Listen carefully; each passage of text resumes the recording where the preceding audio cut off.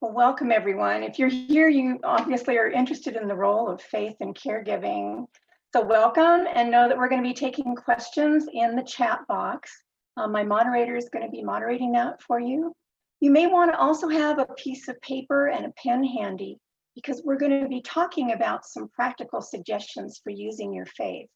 Put your questions in the box and we'll get to them in just a short while. I'm M.A.T. Morrison. And on a professional level, I'm a clinical mental health counselor candidate with New Mexico Highlands University. And before that, I had a master's in interfaith theology, working primarily with crisis counseling. So I've worked as a professional chaplain for many years with people of all faiths in many settings. So today, I facilitate 2 groups for the Alzheimer's Association, and it's a great honor to do so with those caregivers. I've learned so much from you. On a personal level, I've been a caregiver for 2 beloved family members, my mother and my grandmother, when they both experienced vascular dementia. So this isn't just a professional topic for me. I've been where you're standing right now. So the things that we talk about today and that I'm going to suggest may work for you and they may not. If anything is helpful, please use it. But I know that there's no one size fits all for this. So I've tried to make suggestions, something that persons of any faith experience can use. So I hope that comes through in this talk. I also did not do a reference page, but if you have an interest in the references that I'm going to be sharing, please do contact the Alzheimer's Association. And I think Denise has put the address for me in the email address in the chat box. So let's go to the PowerPoint and get started. Great, Mac. I will go ahead and cue that up. I also did go ahead and share that chat, that email address with everyone. Terrific. Thank you. So this is just our opening page. So we can just move to the next slide. So let me minimize my box so that I can actually see this. Here we go. There we go. In this presentation, I'm going to be talking about faith as an action verb. So basically what that means is that I'm going to be coming at it from the perspective that faith is a belief, but it also asks us to take action to create opportunities for that faith to manifest in our lives and in our thoughts and throughout our day in big and small ways. Next slide, please.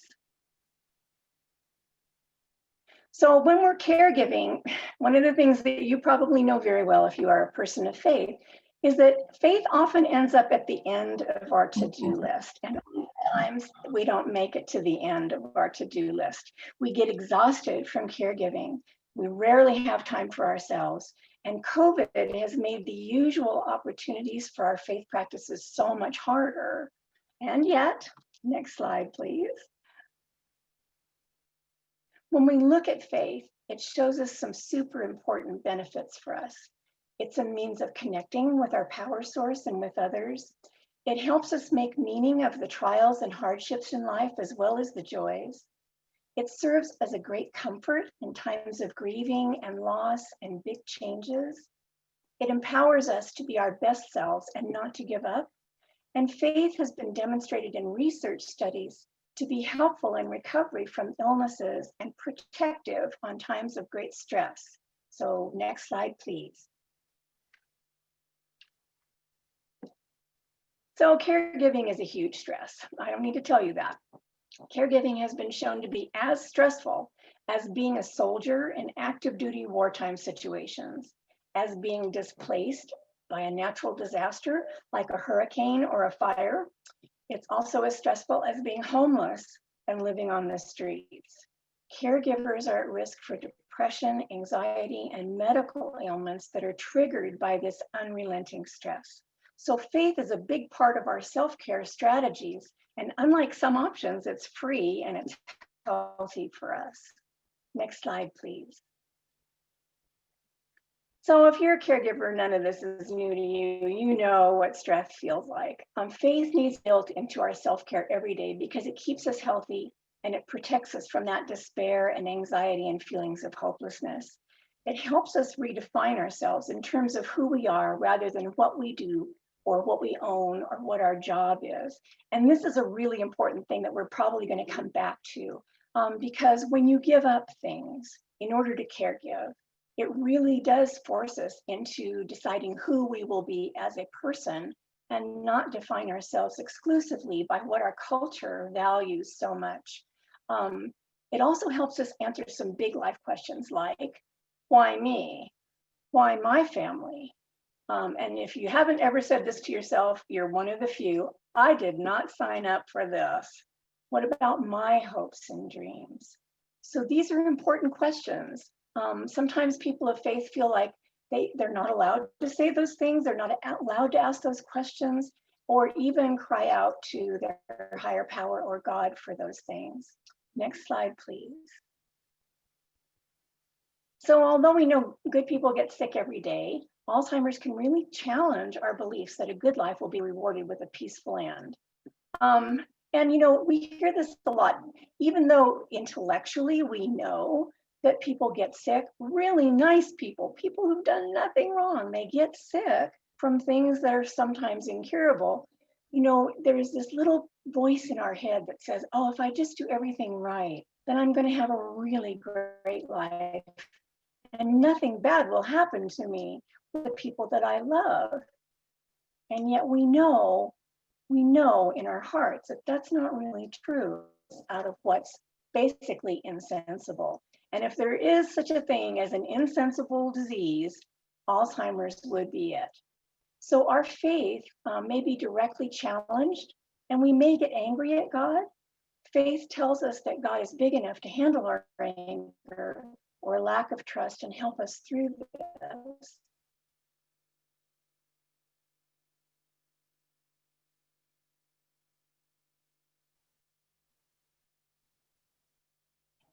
Hello, Mac. We lost your audio. I hope you can hear me, Denise. Next slide, Now we please. can. We can hear you now, but we lost you at Faith Tells Us That Oops. God Is Big Enough.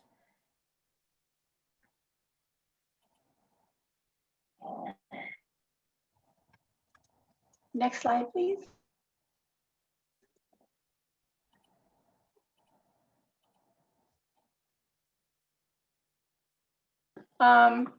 Let me call in. Okay, sounds good. Let's try that. Please stand by, All right, let's everybody. try that. We might get some better audio.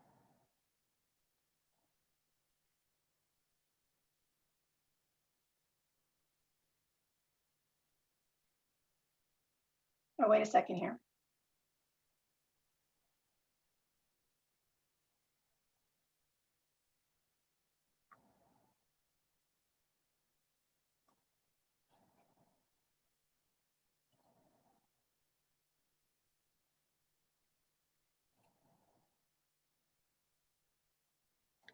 Thank you, everybody, for being patient with us. We know now that, you know, in this virtual world, we have some technical hiccups. So, oh, here we go. Okay. Can you hear me again? Yeah, go ahead. I'm going to go ahead and mute yours and let's see if we hear you on the audio. Hold on one second. It's not letting me in. Let me try it again. Okay.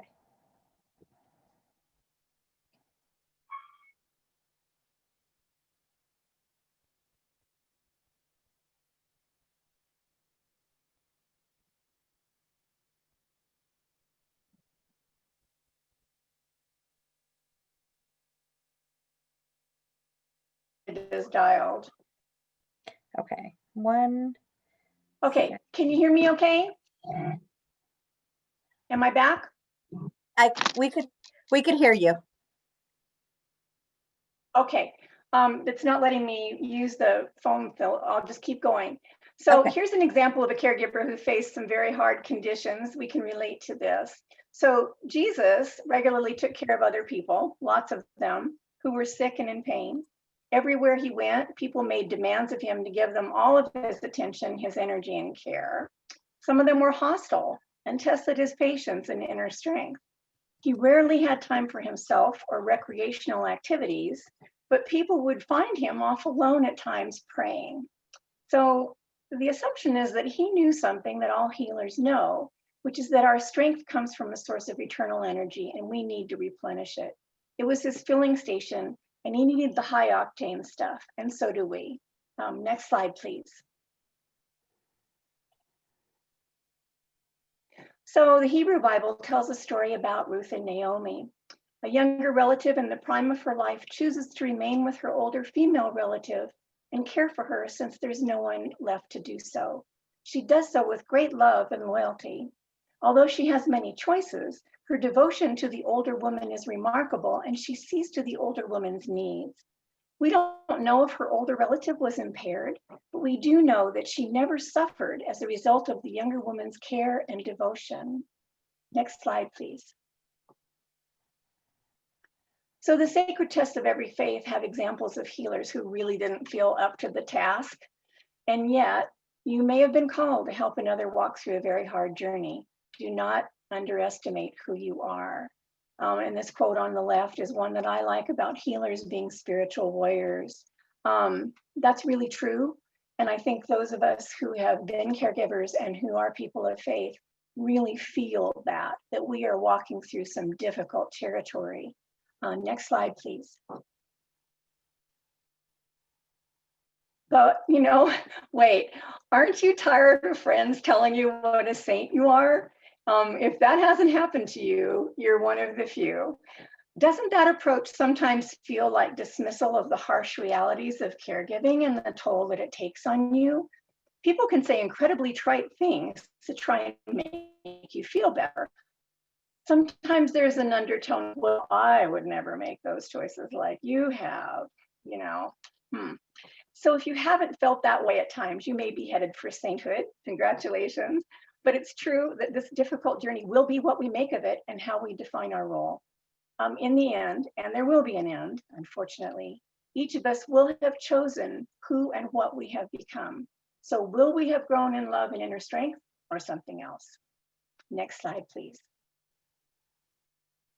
So how do we find ways to connect with our faith, our source of power, when we're exhausted and there isn't enough time?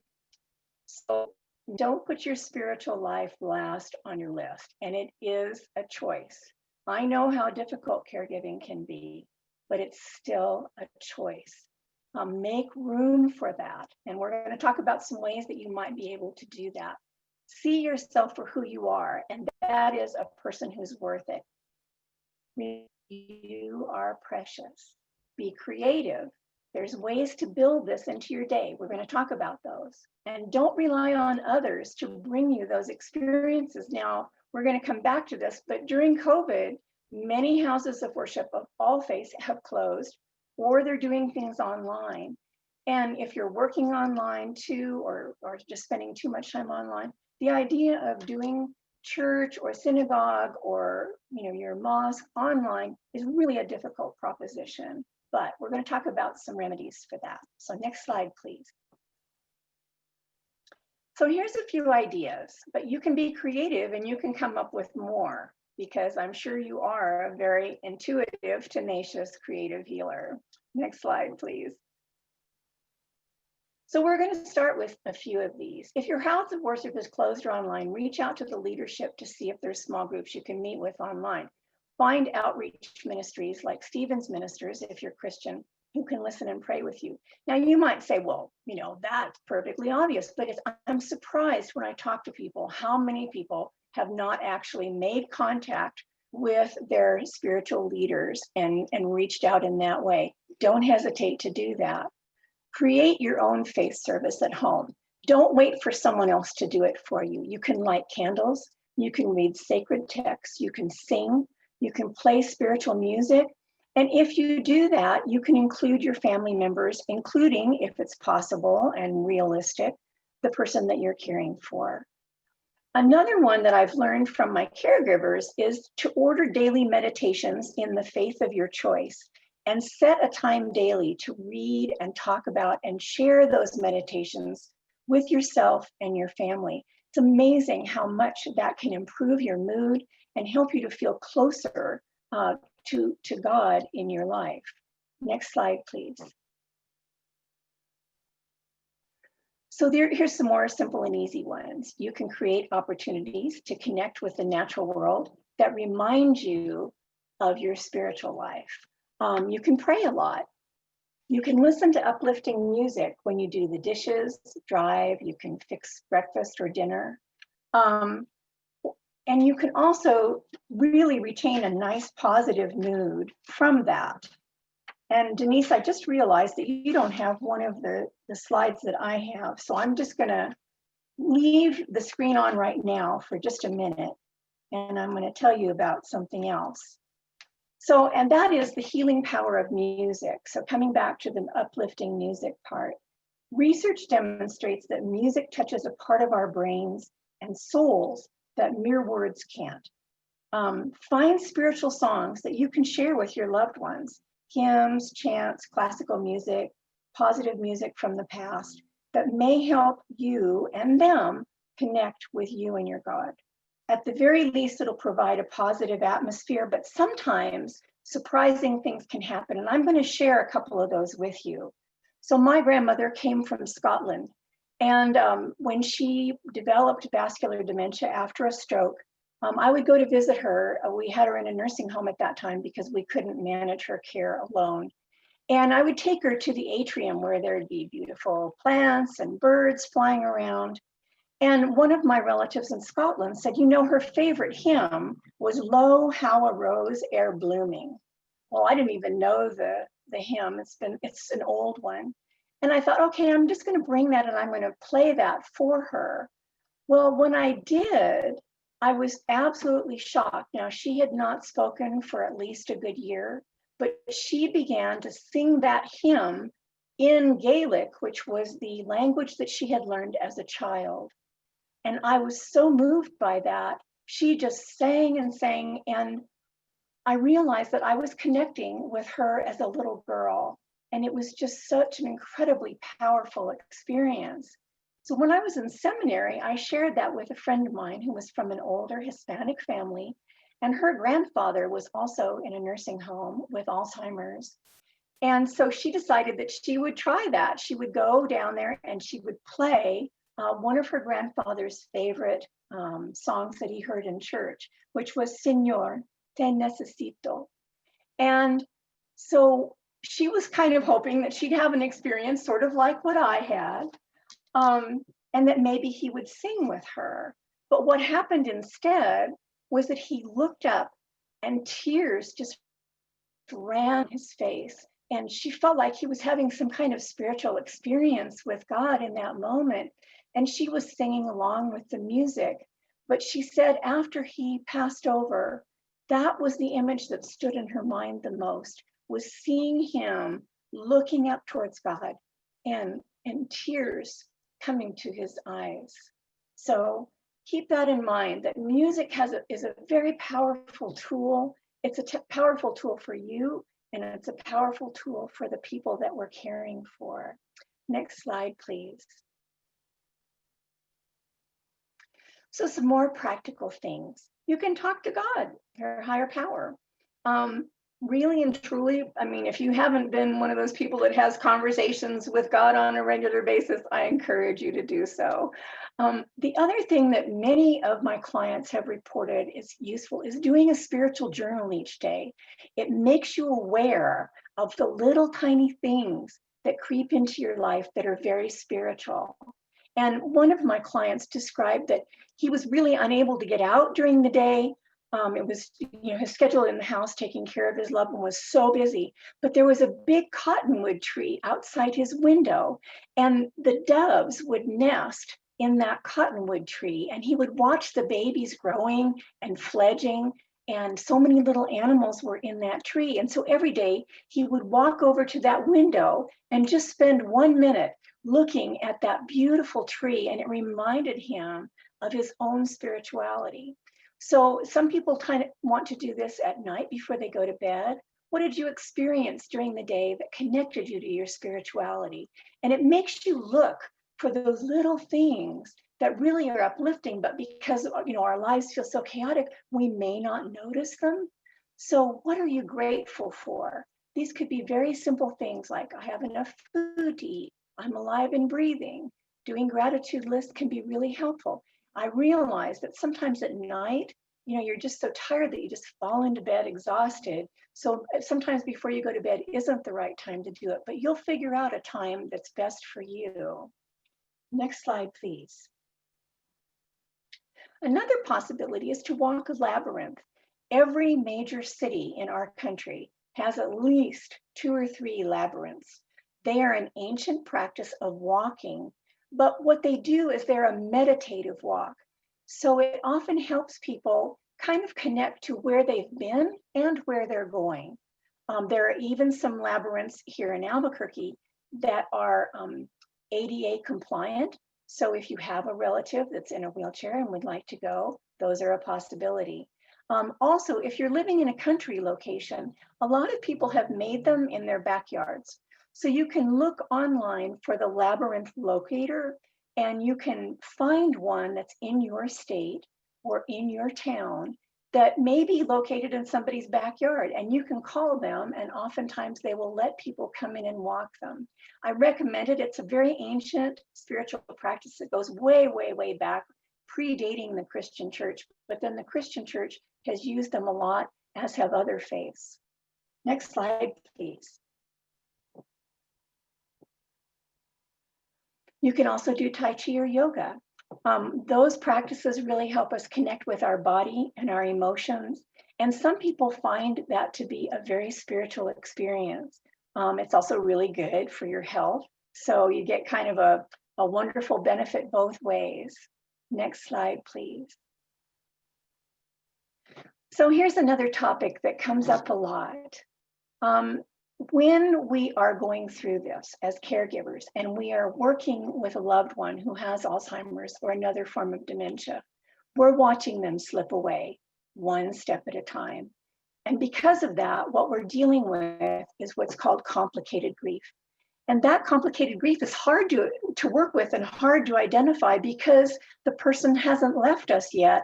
And yet we feel like we need to grieve. So what often happens for caregivers is they just don't deal with it. And when they don't deal with it, they've stuffed it away inside of themselves. And that is a real big block sometimes for our spiritual practices. We may also have some resentment towards God about this. And one of the ways that we can deal with it is to acknowledge that we are in fact grieving. It's okay to grieve the loss of this person that we love. The other thing that we may be grieving is our relationship with that person, the loss of our previous identity, some of our dreams. I know many people who have said, well, I didn't intend to give up my job, my career.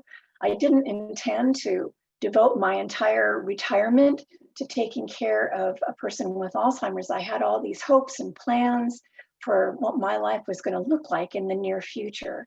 Those are things that we grieve also, but we're kind of sometimes afraid to say that to ourselves. And that can create a big block too. So one of the things that I sometimes recommend to people is make a conscious grief drawer. You can take a drawer in a cabinet in your house. You can put old family photos, mementos and stuff in the drawer.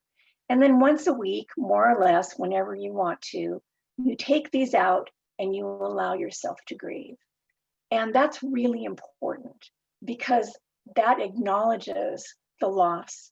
It's helping you with your emotions, but it's also helping to remove that block that you may feel between you and God. Then when you're done grieving, and some people cry the first time for quite a long time, it gets better the more you do it. So when you're done grieving, you put the objects back in the drawer and you close it. And then you can move on with your day. Another thing that's really a handy thing to practice is you can create a table or another setting with photos of your family. Some of you have already done that, I'm sure, and your loved one, and decorate it.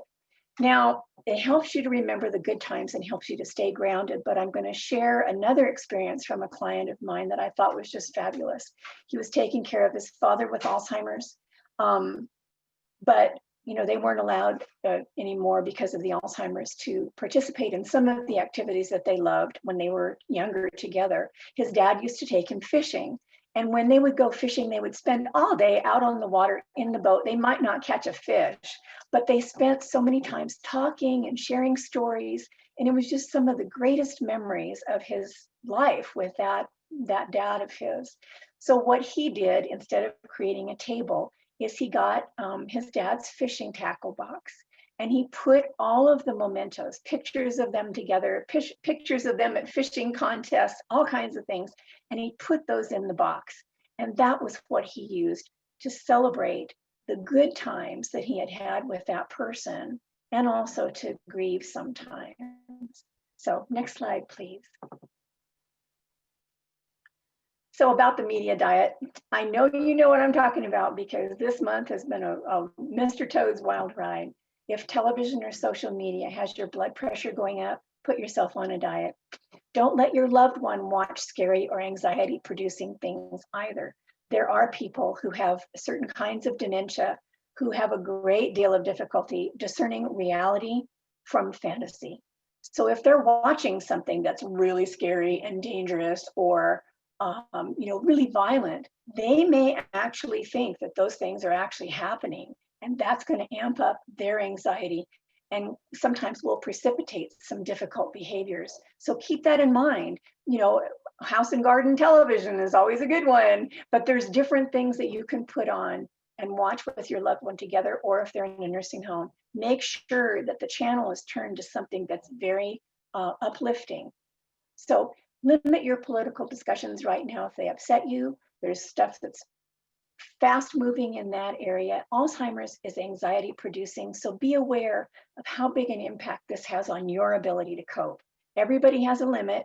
Laughter is therapeutic. Watch comedy movies and reruns. Make opportunities to laugh. One of the things that a friend of mine shared, she was caring for someone who had Lewy body dementia, and she said, would watch I Love Lucy reruns and laugh together. And it was sort of like that are comedies. Laughter is very therapeutic and good for the soul. And it's also a fun thing to share. Next slide, please.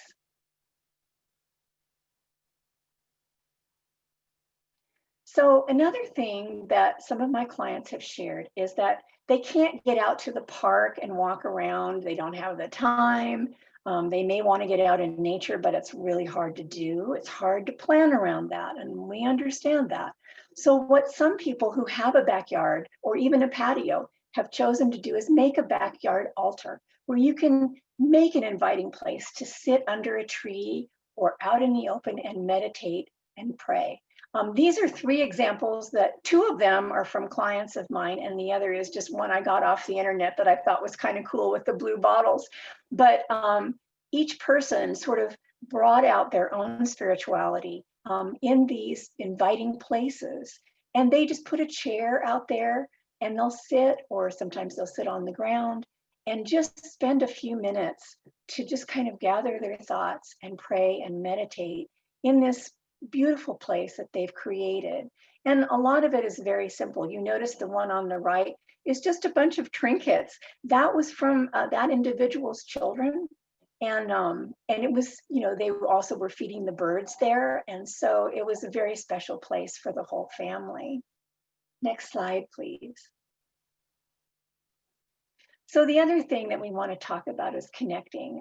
As a facilitator of support groups, and you've heard this from the Alzheimer's Association, I'm sure, join a support group. It will really help. There's a reason that all of the great faiths of the world encourage us to gather together. And certainly COVID has brought it more to the fore, how much we need other people, how much we need that contact, how important that is. So look into the online support groups that are interesting to you. There's also here in New Mexico an online grief support group. And if your loved one has passed over, or if you find yourself dealing with a lot of grief, that's one way to cope. These support groups, if you have not joined one, are just really incredible. People will be there and they may have loved ones in all different stages of the disease, but the one thing they all have in common is incredibly good hearts, and they're trying so hard. and sharing their days, sharing some of their difficulties and also some of their joys are really wonderful. We laugh a lot together in the support groups. And even though they're virtual, they're really cool. And I recommend them strongly to people. Reach out to friends and talk by phone. You may think, well, I don't have time for that. I just really don't. But make that time because it's so important. Your sanity depends on your being able to stay in touch with the people that can support you. It's very, very important. And that is another link to your spirituality. Those people who love you are reflecting back some of the love of God or your higher power to you. Talk with your spiritual leaders and helpers. Again, I mentioned that at the beginning, but I'm surprised at how many people are like, well, I know that my faith leader has so much on their plate that I just really don't want to bother them. Bother them. Please bother them. That's what they're there for. That's what they were trained for. They're not there just to preach a sermon or whatever every Sunday. They are there to help people in need within their congregation of faith. If needed, see a counselor to help you figure out the changes going on in your life. And there are counselors that are very good at honoring faith. Whatever your beliefs are, that is part of the training that counselors get these days, is to stay open to those spiritual beliefs of the people that they're working with. So don't hesitate to call. And you can call around and find one, or you can ask a friend to do the calling for you so that you cut down some of your time on the phone and they can just give you the best ones that they figured from the whole calling process. So we're going to go to the next slide. Next slide, please. So now we're going to take some questions, and I am going to ask Denise to put me back on the screen. And I'll be, there we go. I hope you all can see me and hear me. Denise, did we have any? We do. We've got a lot going on in here, Mac. Everybody's Okay. listening to what you're saying and super relatable to and also helpful. So we had some questions or some talk about one, they are definitely enjoying your stories regarding your hymn and gratitude practice, journaling, all of that was and then also Michelle went ahead and shared that there is locally, if you're in New Mexico or Albuquerque, there is, she posted a link to the Lambeth locator. So there's one up on North Eubank. Thank you. Thank you for doing that. We also have, I did mention, as we were talking about grief and support groups, I mentioned that you have several with us as well as with other organizations, but we were talking about grief a little bit in this chat, and I mentioned that you also are starting up or looking to start up your Passages grief sessions, and so they were interested in more information about that. Sure, and I'll tell you more about that. The Passages group will be starting in January, we hope. Everything hasn't been finalized, but it is basically a 16-week group now. We've expanded it because of COVID, and what it basically does is it helps people, whether their loved one is still alive or whether they've passed over, or whether they're just going through some difficult transitions and changes. For example, maybe they've lost their job due to COVID, or maybe they've had other losses in their life, and this impending loss is really difficult to anticipate. So what it is it's a structured group. It's a group of people who get together, the same people, for those 16 weeks, and we work on structured exercises that really help do something that we call post-traumatic growth. And what that means is it's envisioning the future while staying in the present. So it really helps people with that redefining of themselves, who they are, what they believe, and what their goals are. So it's a interfaith group, so anyone of any faith or no particular defined faith can join. And it's just the one that we just got done with has been really lovely, but we have been hoping to start one through the Alzheimer's Association. So if you're interested in that kind of a group, it's really wonderful. It happens on a Saturday morning for 2 hours. So we tried to structure that because oftentimes people can get helped with the caregiving during that time frame, and having it at the same time each week is really helpful. So I hope that that's useful to hear about that. Yes, so if anybody's interested, please email me. I put my email in the chat and we will coordinate with MAC to get that launched. I know we've been trying to get that launched, but COVID put a little kink in our plans, so. It we'll has hope for all of our plans, for sure. Yeah. Any other questions? Yes, so that will be virtual, of course. And so we do have some talk about support groups. Carolyn Scott is also in our session here. She does some support groups and along with MAC. And then we also have some other grief support groups by Jane Thornton. So if anybody's interested in additional information of all of our support group listings, you can view that information at alz.org/New Mexico. And you can also reach out to me and I can connect you with anyone that might fit your particular need. We have different types of groups that might fit a specific need you're looking for. We actually have some stories about their own caregiving experiences, whether it is they're in agreement, whether it is stories of the past, reminiscing with their loved one, sharing photos, and then also documenting photos for yourself as well for your grief process. So there's some suggestions of from Dominique that took a lot of photos the last year before he got before he progressed with the disease. And so we also have some talk about great support amongst each other in our chat. So you've started that discussion, Mac. And then we also have individuals talking about music. Margaret mentioned, thank you so much for sharing about music and the Lambreths. My mom often starts singing and this has been so healing for her and me.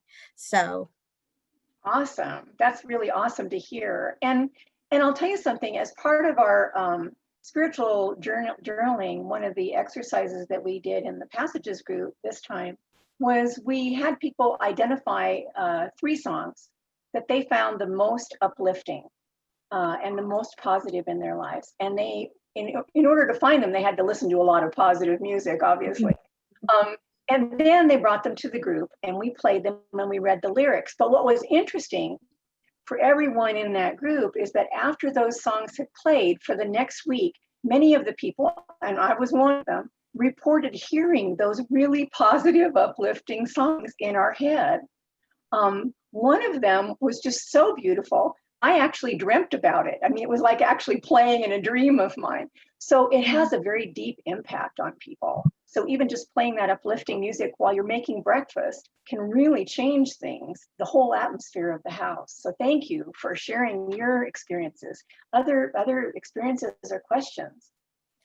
So right now there's not. Michelle did ask a little bit more about passages. And so we can follow up, Michelle, if you have any more questions. She asked if there's, when you say passages, are you using any particular holy texts or anything like that? People are free to use whichever ones they are comfortable with. Because it is an interfaith group, we don't prescribe a particular faith. But we've written it in such a way that persons of any faith can come to this group and feel very comfortable and very accepted. So yes, there are places where they'll be drawing on their own personal beliefs and they may be wanting to share some of those. And the rule that we have is that wherever people are, wherever they're at, whatever their beliefs are, that we're there to be loving and supportive of each other. And that's our only basic rule. That and confidentiality. So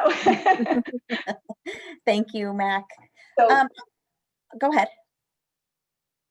No, go ahead. Nope, there's no say something. Yeah, there's no other questions right now going on. So if you have anything to share. Okay. Sure. One of the things that I want to emphasize again, if you want any references, do let me know. It's always a surprise, I think, to people to find out that there have been actual research studies done comparing caregivers to soldiers in wartime and the amounts of biochemical stress that they're exposed to.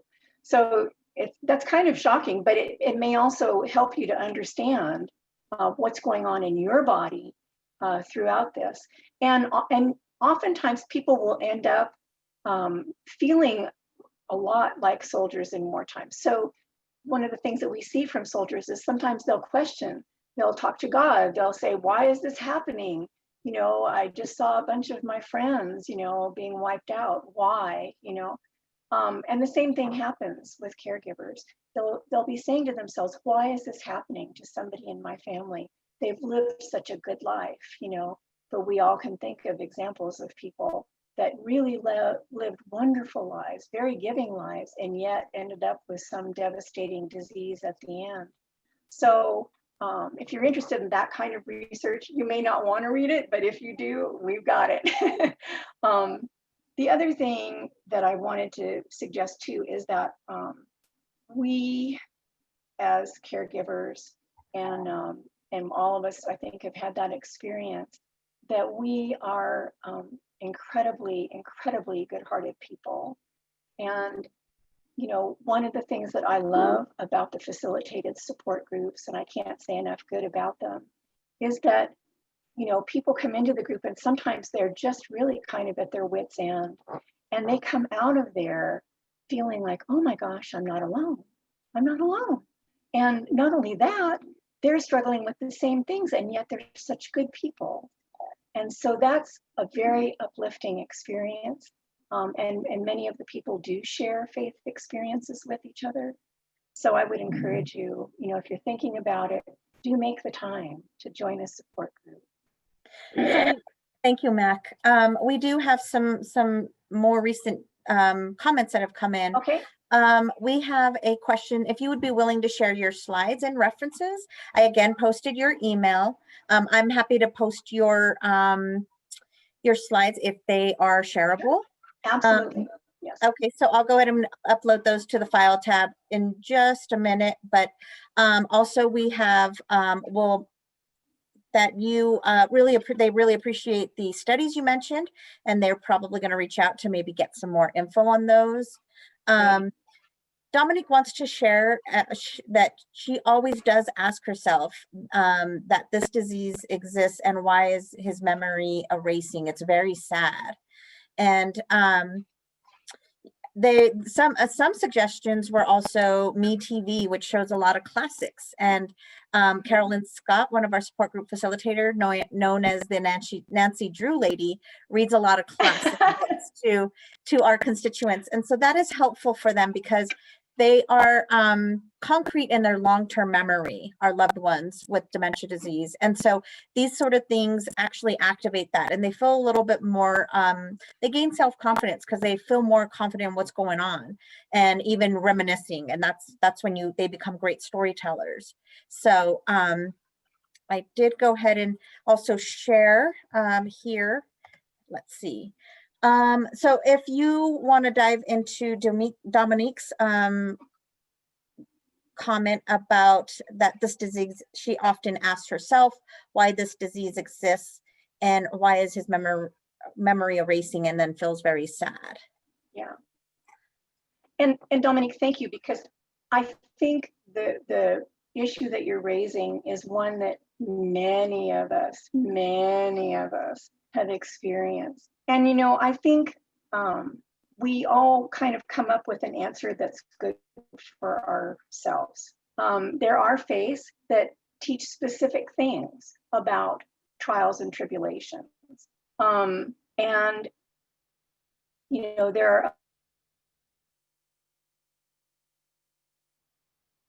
hope that other people in the chat will also share their reasoning about this. For me, having a belief in God, and I hope you can still hear me because I'm getting an unstable connection. You cut up for just a minute, but you're still with us, Mac. Okay, good. For me, I believed that God is my strength, and that the faith that I have helps me to go through the most difficult times. That's my belief, and yours may vary. But one of the things that I also believe is that having put us in this physical world, there are so many things that can happen to us all the time. And disease is one thing that's just a part and parcel of having this package of skin that we live in. And so for me, it was the way I understood it for myself was that my faith is a tool that God has given me to navigate this very difficult physical world. And that is my strength through this. That, for me, God didn't cause this disease. God's not punishing anybody for it. It's just one of the things that happens here in the physical world. Now, if you are of a faith that does teach you a different way of looking at it, that is really okay. Everybody, I think, has to really wrestle with that question. And that was how I solved the question for myself. Your mileage may vary, but it is very difficult to watch someone who you love very much go through this. And in addition, to make sacrifices in your own life and be wanting to help them and unable to. It's one of the frustrating things about being alive. We have COVID right now.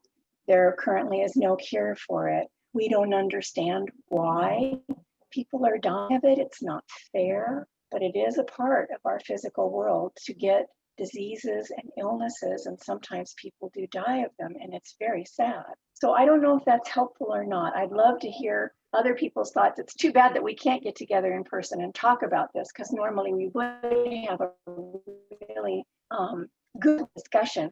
Denise, are there any other comments about that?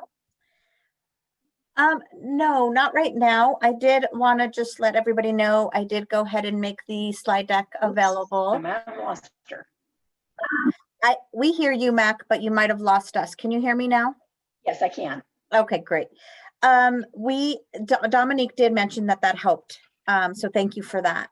We did make those slides available under the file tab that Mac presented today. And if there are any additional comments, you're right, Mac. I wish we could, be in person in an open forum and have this discussion. I think this has been helpful. We're doing the best we can, right, during this COVID pandemic. And so I'm glad that you were here able to join us today and provide this information to everybody. We have some thank yous, and it doesn't look like we have any additional questions or comments or even anything that anybody else is sharing right now. Well, I want to thank everybody for coming today. And I just really want to encourage you in this journey. You are wonderful people. You really are. So thank you so much for being the gift to this world that you are, and the gift that you are to the loved one that you're caring for. It's been such a pleasure presenting in spite of all the internet stuff. I really appreciate you coming. So thank you so much. Let's see. So we've got Kathleen was mentioning it's a beautiful experience. Thank you so much for this wonderful presentation. It's lifted my spirits and looking forward to checking out the Lamberts. Grateful to be here with all of you, from Margaret Betsy Smith. So thank you, Mac. I hope we didn't lose you. It looks like you froze, but I hope you can hear all the thank you and the wonderful messages that you're getting from everybody.